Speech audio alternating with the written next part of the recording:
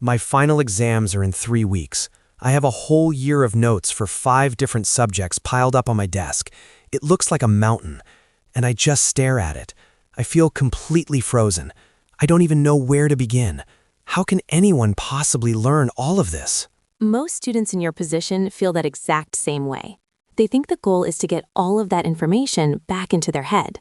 Yes, exactly. I need to push it all back in before the exam.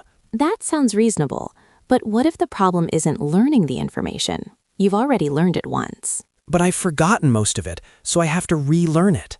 Have you really forgotten it? Or is it just difficult to find in your memory? Like a file saved on a computer, but you don't know the file name. I don't know. It feels forgotten. When I look at a page from 6 months ago, it doesn't feel familiar. The anxiety you feel comes from one core belief, that studying for an exam is an input activity. Reading, watching, listening. Isn't it? That's how we learn things the first time. But preparing for an exam is different. It's an output activity. The real work isn't about pushing information in, it's about pulling it out. Pulling it out? I don't understand. Let's start with the first thing students do. They make a study plan. What does that usually look like? It's a big calendar. I write down every subject, every chapter. Monday, 9 a.m. to 11 a.m., History Chapter 4. 11 a.m. to 1 p.m., Biology, Cell Division.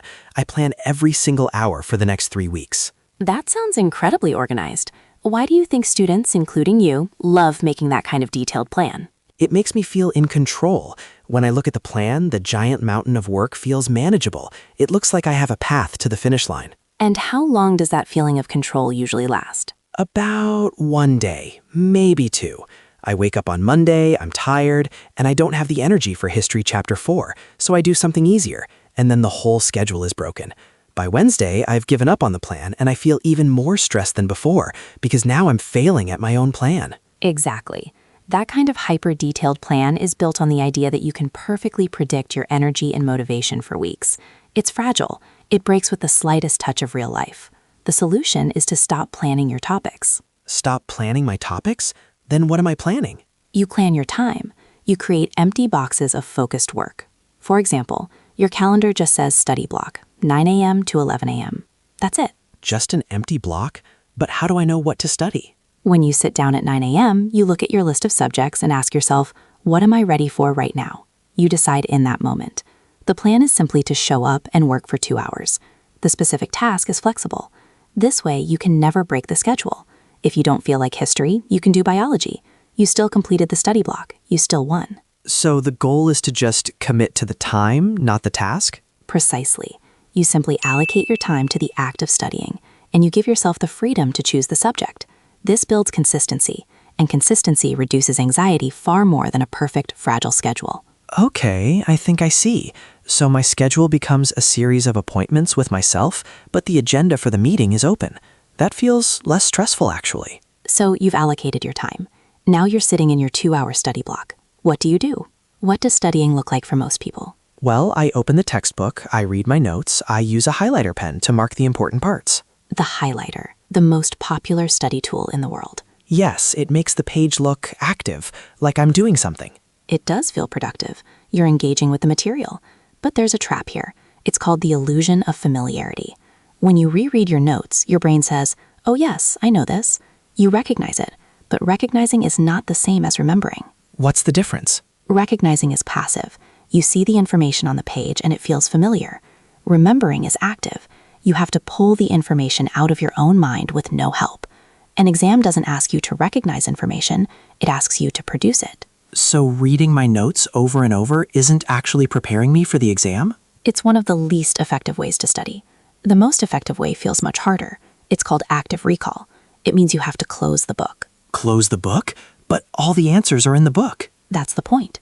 The answers are not supposed to be in the book. They are supposed to be in your head.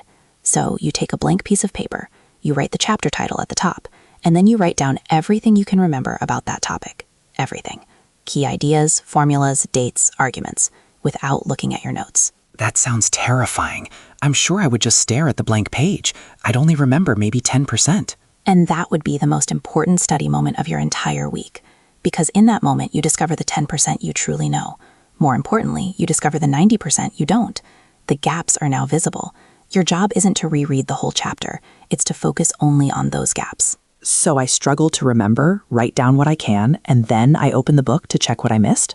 Yes, you force your brain to retrieve the information. The effort of trying to pull it out is what builds the memory. It's like exercising a muscle. Just looking at the weights doesn't make you stronger. You have to try to lift them. Each time you try to retrieve a memory, the path to that memory in your brain gets stronger. So highlighting is like watching a video of someone exercising. Active recall is actually going to the gym. That's a perfect way to put it. It feels less comfortable, but it's where all the real strength is built. It's the difference between being a spectator of your knowledge and being a performer of it. A performer. That leads to my biggest fear, the exam day itself. I can study, I can prepare, but when I sit down in that silent room, my mind just goes blank. The pressure is too much. What do I do about that? Students often treat the exam like a mystery, a big, scary event they can't predict. They prepare for the content, but they don't prepare for the performance. How can you prepare for the performance? Think about a professional musician. They don't just practice the notes. They practice on a stage. They practice with the lights. They practice the feeling of an audience watching them. They try to make the performance feel like just another practice session.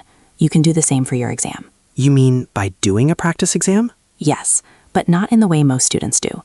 Most students do a practice exam with their notes open, music playing, taking lots of breaks. That's just another form of homework. It doesn't prepare you for the real pressure. So how should I do it? You have to make it feel real. You must simulate the experience. Find a quiet space, maybe a library. Set a timer for the exact length of the real exam. Turn off your phone and put it in another room. Use only the materials you're allowed in the real test. Do it from start to finish without a break. Wow, that sounds intense. It is. The first time you do it, you will feel the same anxiety you feel in the real exam. Your mind might go blank. You might feel the pressure of the clock. And that is fantastic. Why is that fantastic? It sounds horrible. Because it's better to have that experience 2 weeks before the real exam in a safe environment than for the first time when it actually counts. By simulating the exam, you are practicing the emotional and mental experience of it. The second time you do it, the anxiety is a little less. By the third time, it starts to feel normal, familiar. You are training your brain to stay calm under pressure. So you're not just testing your knowledge, you're training your nerves. Exactly. You are making the unknown known. When you walk into the real exam, it feels like just another practice session because you've already been there before. This all makes logical sense. Allocate my time in flexible blocks, use active recall to retrieve information, and simulate the final exam to prepare for the pressure. But if this is all true, why do so many good students still just cram? They lock themselves in their room for 72 hours and just read, and some of them get great grades. It feels like that method should work. It can work sometimes, especially for students who have a natural talent for memorization or have paid close attention all year. But it's a strategy based on hope and adrenaline, and it comes at a huge cost. Extreme stress, no long-term learning, and complete exhaustion. The knowledge they cram in often disappears a week after the test. So it's not a sustainable system? It's not a system at all. It's a last-minute panic.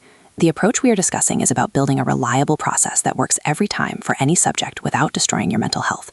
The goal isn't just to pass the exam. It's to actually own the knowledge. Own the knowledge. I like that. So how do these three ideas connect? Planning, active recall, and simulating the exam. They build on each other.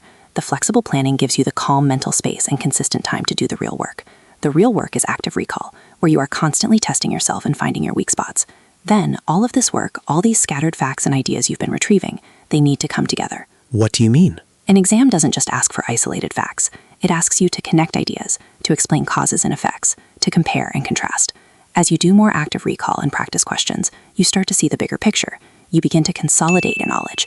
You're not just memorizing facts, you're building a network of understanding. So first I allocate the time, then I use that time to retrieve what I know and identify what I don't. As I do this more, the ideas start to consolidate in my mind. And finally, I simulate the exam to make sure I can perform under pressure. Exactly. It's a complete system, from planning to performance. It changes the goal from learn everything to prepare to demonstrate what I know. It's a shift from being a passive student to being an active performer. And what about anxiety? Even with this system, I'll still feel nervous. Of course, nerves are normal. They show that you care. But there's a difference between panicked anxiety and focused energy. Panicked anxiety comes from the unknown, from feeling unprepared. The system we've discussed removes most of the unknowns. How so? Because you have a plan for your time, you don't have to worry about when you will study. Because you are using active recall, you know exactly what your weak spots are, so you know what to focus on. Because you simulate the test, the environment and pressure are familiar. You have turned a huge, scary event into a series of small, manageable, and foreseeable problems. So the stress becomes foreseeable. I know what to expect, not just from the exam questions, but from my own feelings. Yes, and when a feeling is foreseeable, it is manageable. You can tell yourself, here is that nervous feeling I felt when I did my practice test. I know this feeling. It's just energy. I can use it. I never thought of it that way. The goal isn't to eliminate stress, it's to make it familiar, to make it predictable. That is the entire shift, from reacting to panic to managing a predictable challenge. So I guess the mountain of books on my desk isn't a pile of things I need to learn. It's a library, a resource I can use to find the answers to the questions I ask myself. The work isn't reading the books. The work is asking the questions. And now you sound like someone who is ready to begin. Hello to everyone listening. We hope this conversation was helpful. If there's a specific challenge or topic you're thinking about as a student, please let us know in the comments. We'd love to hear what you want to explore next.